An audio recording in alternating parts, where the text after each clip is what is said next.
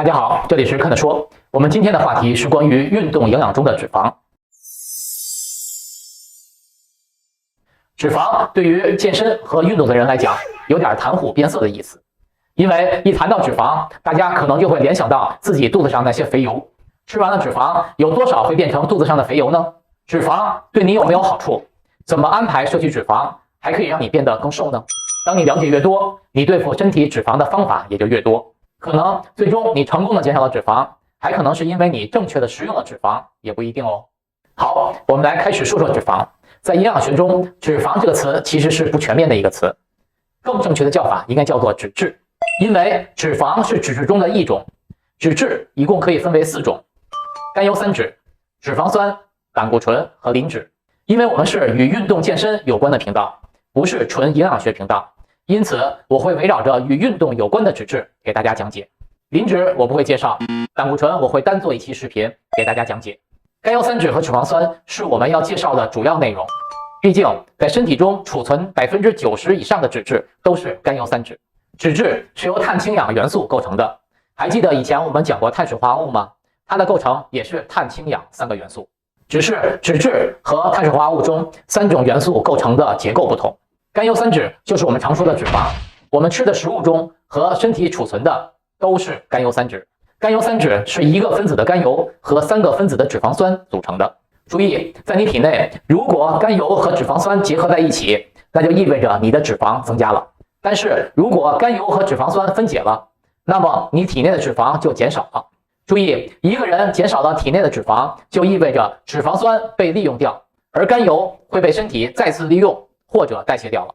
当然，脂肪增加就是逆向的过程了。讲到这里，我有点困扰，我应该继续称它为脂肪还是甘油三酯呢？好吧，在后面的讲述中，我继续使用脂肪。但是大家一定要知道，我们这里所指的脂肪就是甘油三酯。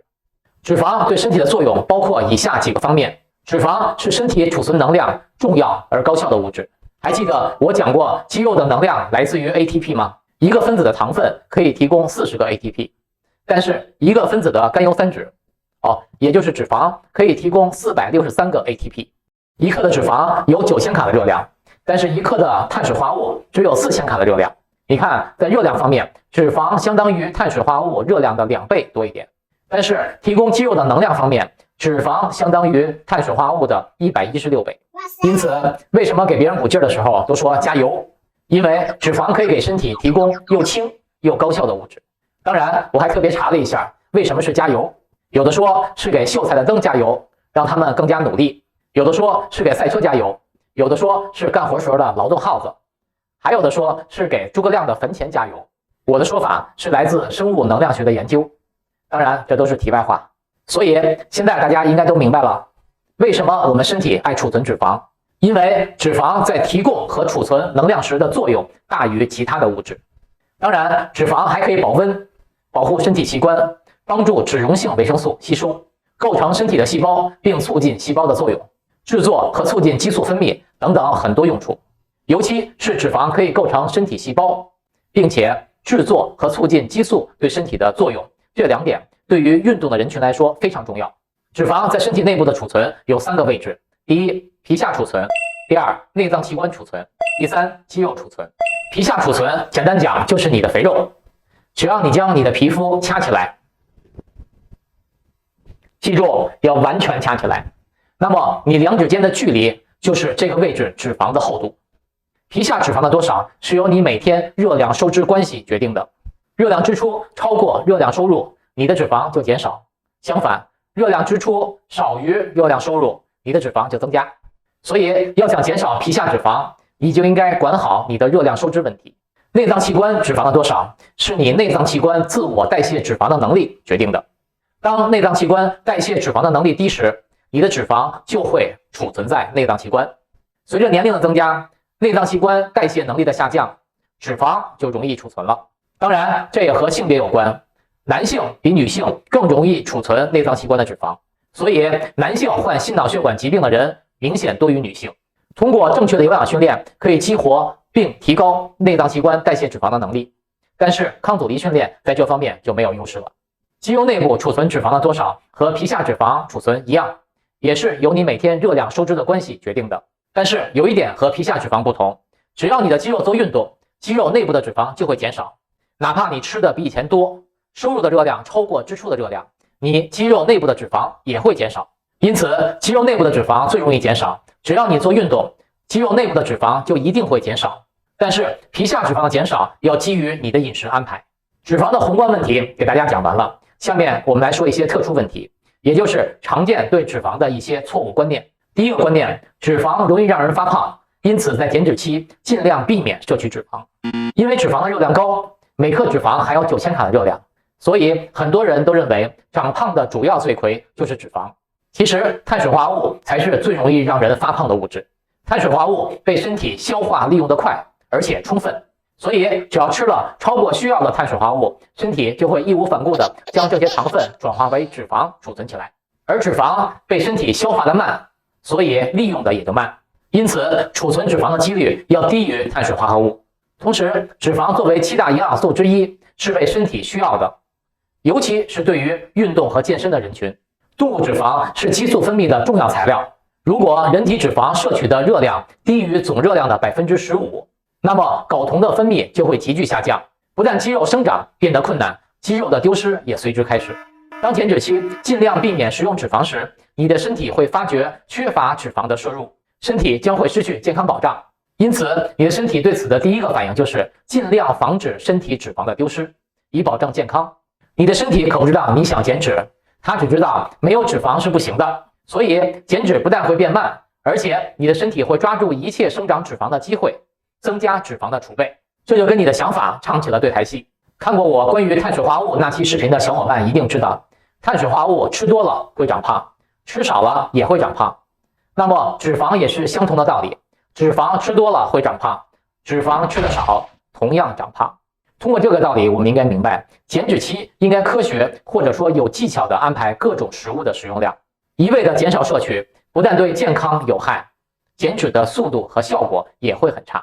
好，我们来聊第二个错误概念，那就是很多人认为动物脂肪比植物脂肪更容易让人长胖。要知道，无论是哪种脂肪，它们的热量都是相同的，都是每克9000卡。植物脂肪对于减少皮下脂肪方面，与动物脂肪相比没有任何的优势。植物脂肪和动物脂肪最大的区别来自于脂肪的分类，也就是不饱和脂肪酸和饱和脂肪酸。不饱和脂肪不易滞留在身体内脏器官内，对心脑血管和脂肪的代谢有帮助。那么饱和脂肪容易滞留在身体内脏器官内，尤其随着身体代谢能力的降低和内脏功能的下降，饱和脂肪给身体内部带来的麻烦就增加了。结论是，无论是不饱和脂肪酸还是饱和脂肪酸，给身体皮下脂肪带来的作用都是一样的，但是对于内脏器官的影响有所不同。如果只关注皮下脂肪的问题，那么只要关注脂肪摄取的数量就可以了，不用再区分是来自于植物还是动物脂肪。最后一个要说的问题是关于健身或者运动的人群应该选择什么时间来补充脂肪。因为脂肪不易消化，而且在训练中使用的脂肪酸也是主要由甘油三酯分解提供的，训练前后的饮食安排应该补充易于消化的营养素，因此在训练前后的饮食中应该避免脂肪的摄取。脂肪摄取的时间应该安排在除训练前后2餐以外的任何餐食中。好，我们来总结一下今天的话题。在营养学中，脂质可分为4种：甘油三酯、脂肪酸、胆固醇和磷脂。身体内部90%的脂质都是甘油三酯。甘油三酯就是我们常说的脂肪。甘油三酯可以分解为甘油和脂肪酸。当身体需要使用脂肪酸时，甘油三酯可被分解。当热量摄取过高时，甘油就和脂肪酸合成甘油三酯。脂质作为主要营养素，对身体健康有重要的作用，尤其在提供能量和制造激素方面，对健身和运动的人群有特殊的意义。脂肪在身体内部储存一共有3个位置。第一，皮下脂肪。想要减少皮下脂肪，就要控制好热量和营养素的摄取比例。第二，内脏器官储存。想要减少内脏器官的脂肪，需要通过训练有氧能力来提高内脏器官代谢脂肪的能力。第三，肌肉储存。做任何训练都可以减少肌肉内部脂肪的含量。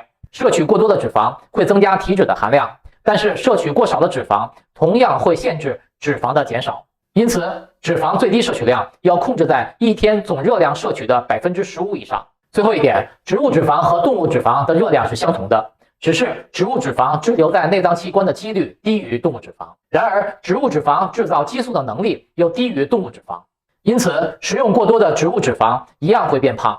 而且，对于运动健身的人而言，植物脂肪的作用小于动物脂肪。希望今天关于脂质的讲解能帮到大家，谢谢大家的观看，我们下次再见。